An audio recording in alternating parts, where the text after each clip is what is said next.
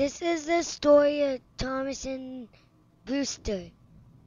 Thomas was slowly being pulled down the line by the mysterious Brewster. Thomas quietly thought to himself, "Something's not right here. He's an American diesel with a knuckle coupler. I'm a British steam engine with a chain coupler. There is no way the two of us could possibly connect. I wish I could see what is really going on here, but it's hard to think with that voice talking in the background." You're a quiet one, aren't you, Thomas? Not much for talk, are you? spoke the diesel. "Your voice, it sounds so familiar." What do you mean? Asked Brewster in shock.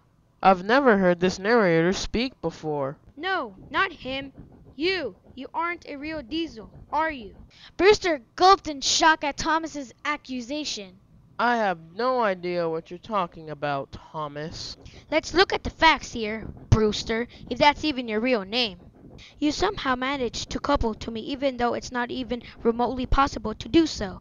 Right now, it sounds as if your diesel motor is giving way to steam hisses.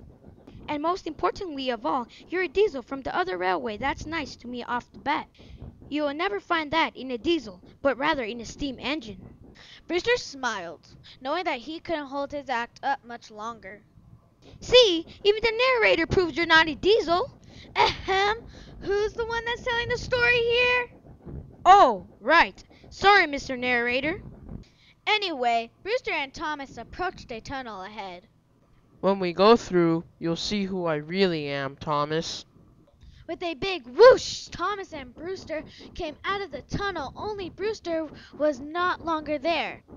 In his place was Thomas's friend, Edward. Wait a minute, this doesn't make any sense at all. Edward, what are you doing here?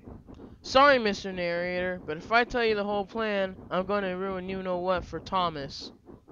Oh, right, I forgot. Sorry about that, Eddie. "Ruin what for me? What are you two talking about?" I'll explain when we get there, Thomas. After a long journey, the two finally arrived at the big station at the end of the line. All of Thomas's friends were there, as well as Sir Topham Hatt and... Hold on a second, what are you doing here, Brewster? I thought you were Edward and... We all thought it would be best to take Thomas here disguised as a new arrival so he wouldn't know where he was being taken. But where were you planning on taking him to? I can explain that one for you. You see, we diesels on the other railway actually enjoy hearing tales about Thomas and his friend. We heard about a certain special event coming up, so we arranged to bring a special present here.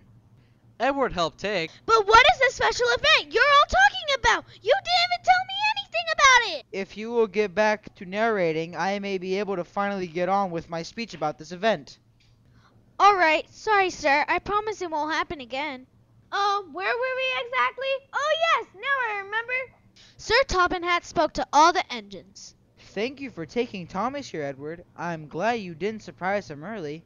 Thomas quickly piped up. "But what's the surprise you're talking about, sir?"